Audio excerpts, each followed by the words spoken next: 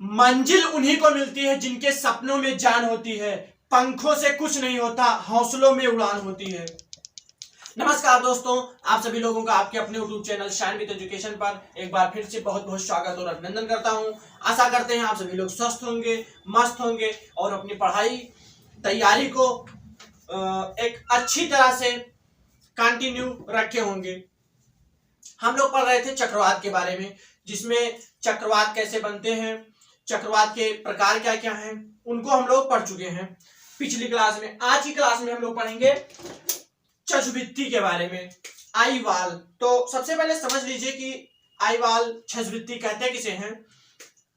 तो जो वायु का संवहन जिस क्षेत्र से होता है, जहां पर मतलब हवाएं आपस में टकरा कर उठती हैं, तो उनके जो संवहन का क्षेत्र होता है उसी को आईवाल या छद्मवृत्ति कहा जाता है। तो हेडिंग डालिए बिना किसी देरी के, छद्मवृत्ति।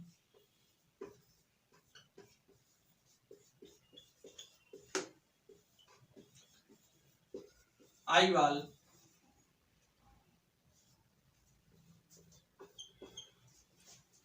इसमें पहला पॉइंट नोट कर लीजिए,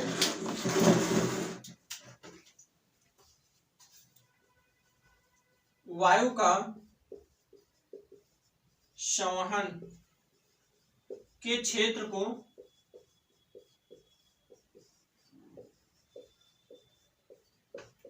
छद्मवृत्ति कहा जाता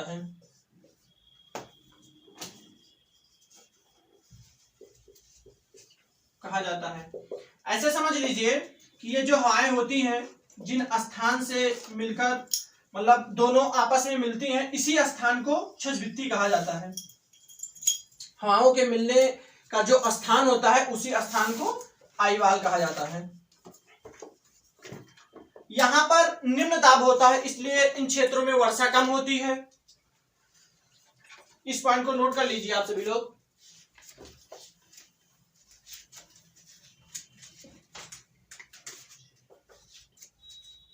इन क्षेत्रों पर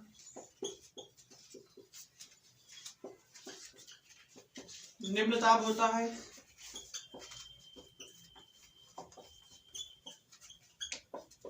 वर्षा नहीं होती है।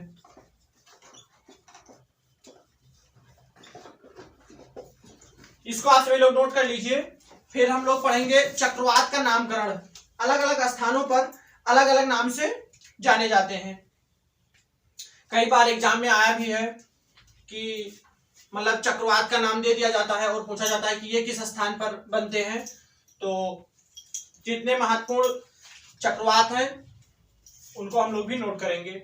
आप सभी लोग पहले इसको नोट कर लीजिए, फिर हम लोग आगे बढ़ेंगे।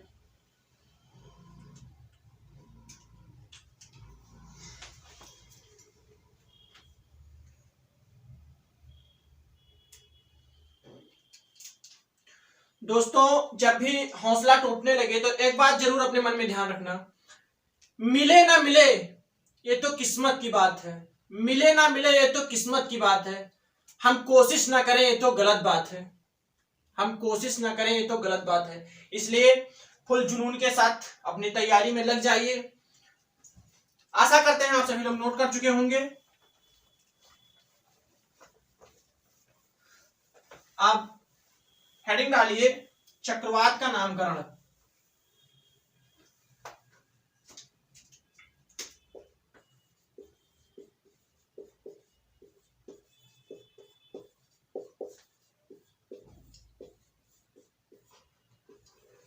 चक्रवात का नामकरण।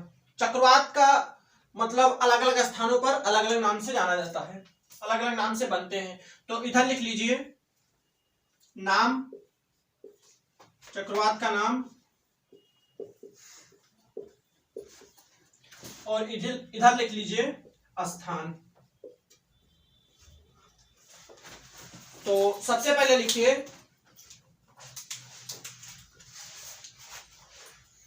टाइफून। टाइफून चक्रवात जो होते हैं ये ताइवान में बनते हैं, ताइवान में बनते हैं। चक्रवात होता है बिलीबिली। बिलीबिली ये ऑस्ट्रेलिया में बनते हैं।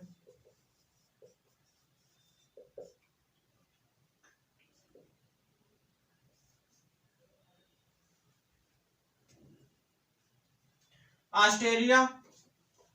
चक्रवात होता है मोरा, ये बंगाल के खाड़ी में भी, आप बंगाल।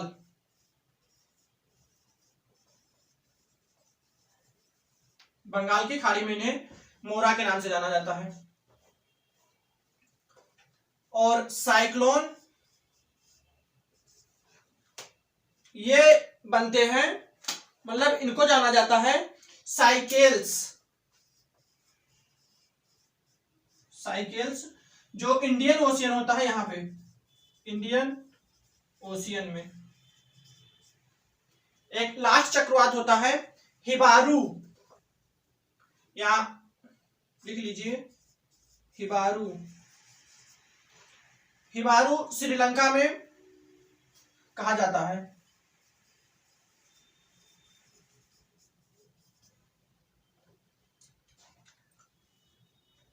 एक लास्ट है ह्यूरिकेन, इसको यहां बीच में लिख लीजिए, यहां लिख लीजिए हरिकेन। ये हयाती में चलते हैं। ये जो महत्वपूर्ण चक्रवात थे, बहुत बार एग्जाम में पूछा गया है। ऐसे चक्रवात का नाम दे दिया जाएगा और पूछा जाएगा कि टाइफून चक्रवात किन स्थानों पर चलते हैं या किस स्थानों पर टाइफून कहा जाता है, तो ये आपका आंसर होगा ताइवान। ऐसे कभी कभी मोरा को पूछा गया है कि मोरा चक्रवात कहां बनते हैं, तो ये बे ऑफ बंगाल आंसर होगा। आशा करते हैं आप सभी लोगों को समझ आया होगा। इसको नोट कर लीजिए, फिर हम लोग आगे बढ़ेंगे। बहुत ध्यानपूर्वक इसको नोट कर लीजिए, क्योंकि यहां से क्वेश्चन बहुत पूछा जाता है एग्जाम में।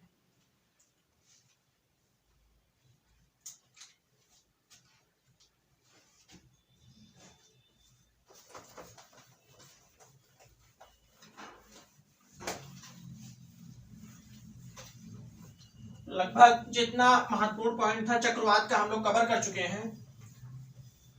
एक नोट करके लिख लीजिए, उसके बाद हमारा चक्रवात टॉपिक खत्म होगा। नोट करके लिख लीजिए, यहां से भी क्वेश्चन पूछा जाता है कि चक्रवात जो होते हैं, जब ये 280 किलोमीटर प्रति घंटा के रफ्तार से अधिक होते हैं तो उन्हें सुपर साइक्लोन कहा जाता है। लिखिए, जब चक्रवात 280 किलोमीटर प्रति घंटा, जब चक्रवात 280 किलोमीटर प्रति घंटा की रफ्तार से अधिक होते हैं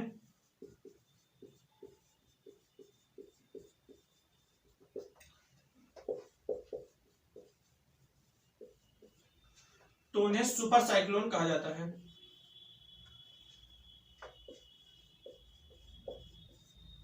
सुपर साइक्लोन कहा जाता है।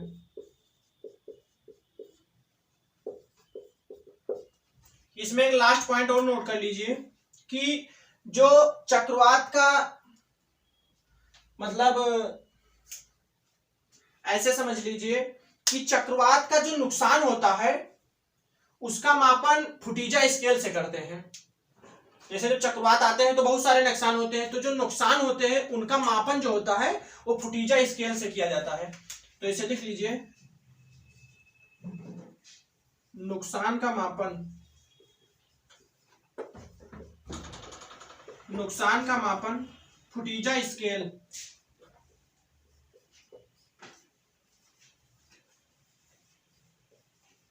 से किया जाता है।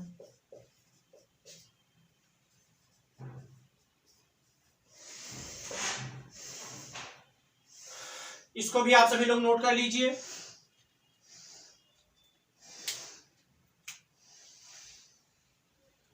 ये था हमारा चक्रवात।